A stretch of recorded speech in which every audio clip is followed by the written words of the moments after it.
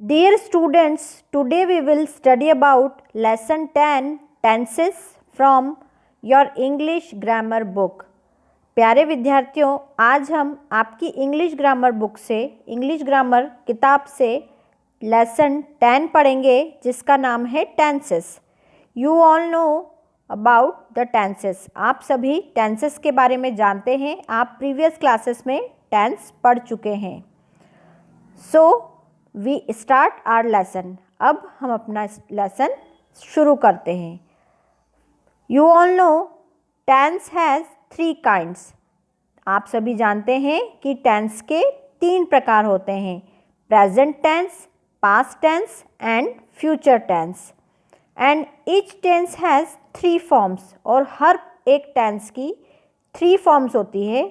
जैसे present tense की simple present और present indefinite, present continuous, present perfect and perfect और कंटिन्यूस से मिलके एक और फॉर्म बनती है that is present perfect continuous.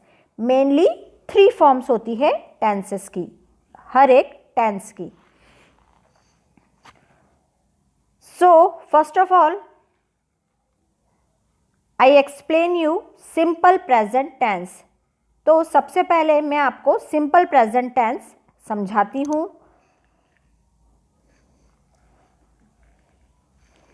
Simple present tense it has the following uses. Simple present tense जो है उसके जो यूजेस हैं, उपयोग है, वे नीचे दिए गए हैं. कहाँ कहाँ पर सिंपल प्रेजेंट टेंस का यूज़ किया जाता है. टू डिस्क्राइब अ रिपीटेड और हैबिचुअल एक्शन ऑफ पर्सन्स और कैरेक्टरिस्टिक्स ऑफ थिंग्स. किसको डिस्क्राइब करने में? रिपीटेड और हैबिचुअल एक्शन. जो एक्शंस या जो क्रियाएं बार बार होती है या जो क्रियाएं आदतन होती है. हैबिचुअल यानी आदतन. पर्सन्स की, व्यक्तियों की जो क्रियाएं व्यक्ति बार बार करते हैं या उनकी आदत जो होती है. जैसे हम माने डेली रूटीन. डेली रूटीन को हमेशा प्रेजेंट सिंपल टेंस में या सिंपल प्रेजेंट टेंस में डिस्क्राइब किया जाता है.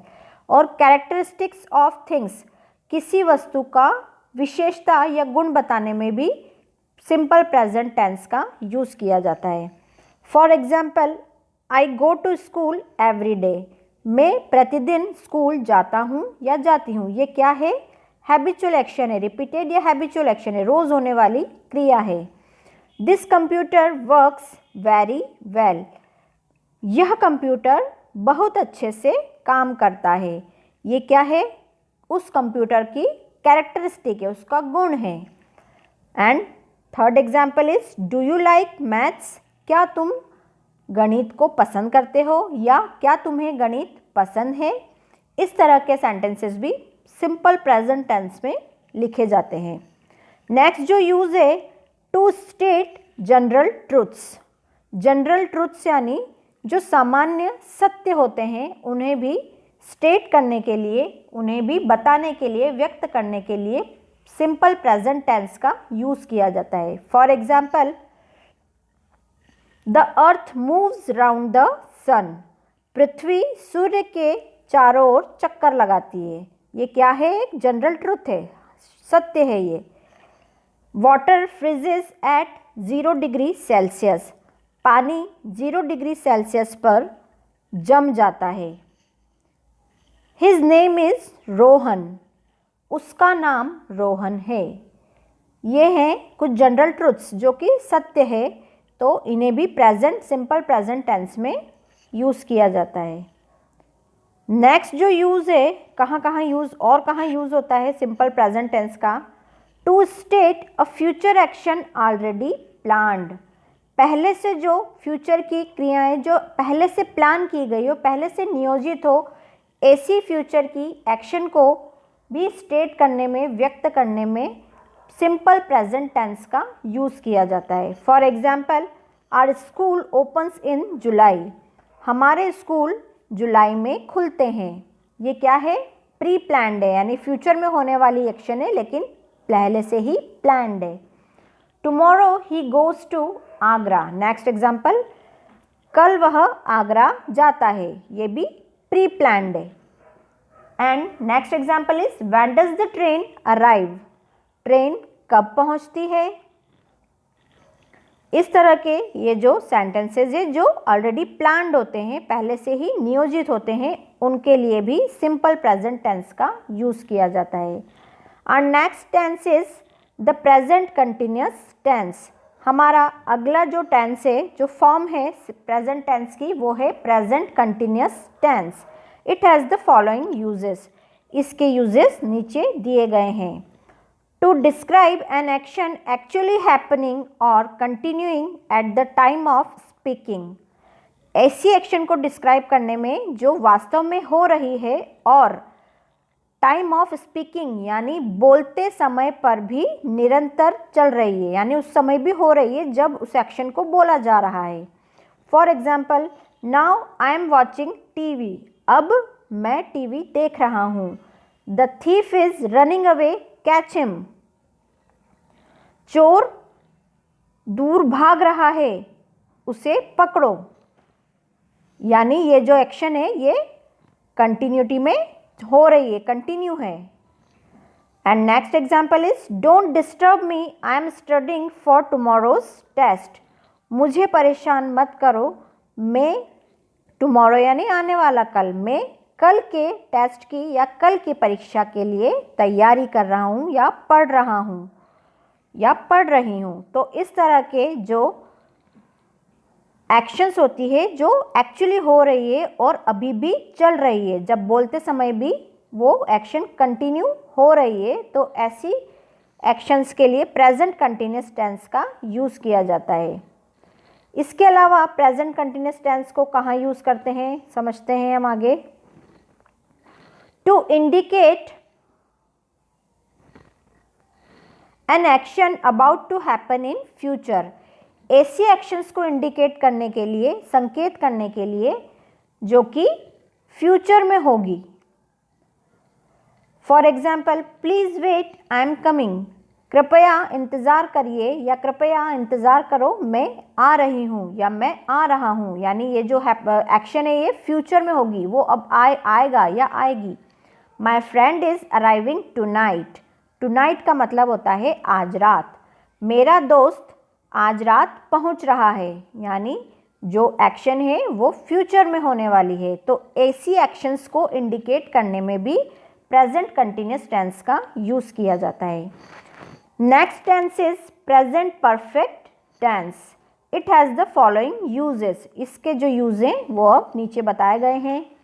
To indicate an action that has been completed, done or finished, perfected in the immediate past। ऐसी एक्शंस को, ऐसी क्रियाओं को संकेत करने के लिए या बताने के लिए इसका यूज़ किया जाता है जो कि कंप्लीट हो चुकी है, डन हो चुका है काम या पूर्ण हो चुकी है। कब? जस्ट पास्ट में, यानी बस अभी ही जो कार्य पूरा हुआ है, जो एक्शन पूरी हुई है, उसको इंडिकेट करने के लिए प्रेजेंट परफेक्ट टेंस का यूज़ किया जाता है। For example, Pratima's train has just arrived. Pratima की ट्रेन बस अभी आई है। He has already done his work. Second example is he has already done his homework and is now free to play। उसने अपना गृह कार्य पहले ही कर लिया है और अब वह खेलने के लिए फ्री है या खेलने के लिए स्वतंत्र है। Next is the horses have crossed the hurdles and are now nearing the end of the race. Horses जो हैं, घोड़े जो हैं, उन्होंने हर्डल्स को, हर्डल्स यानी होता है बाधाएं, बाधाओं को पार कर लिया है और अब वे एंड ऑफ द रेस यानी दौड़ के आखिर में, अंत के निकट है। इस तरह से जो काम जस्ट पास्ट में कंप्लीट हुआ है उनको इंडिकेट करने के लिए प्रेजेंट परफेक्ट टेंस का यूज़ किया जाता है। इसके बाद जो लास्ट फॉर्म है प्रेजेंट टेंस की, that is the present perfect continuous tense. यह परफेक्ट और कंटिन्यूस टेंस से मिलकर बना होता है, इसलिए इसमें परफेक्ट टेंसेस की हेल्पिंग वर्ब ली जाती है और कंटिन्यूस टेंस की मेन वर्ब ली जाती है। These tenses expresses an action begun in the past and still continuing in the present. इस टेंस, यह टेंस एक्सप्रेस करता है या यह काल हमें बताता है कि एक्शन पास्ट में शुरू हुई यानी भूतकाल में शुरू हुई है और still continuing in the present, और अब भी वर्तमान में भी वह कार्य चल रहा है यानी अभी भी वह कंटिन्यू हो रहा है।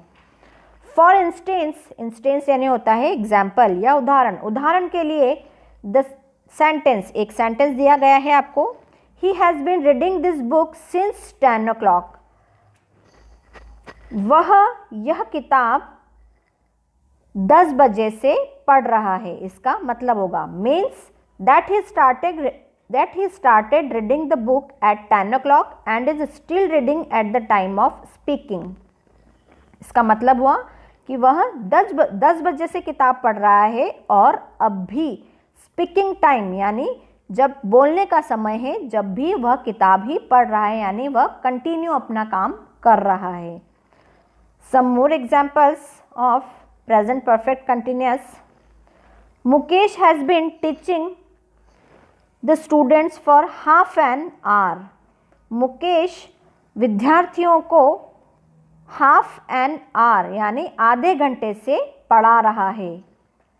We have been working on this project since last June.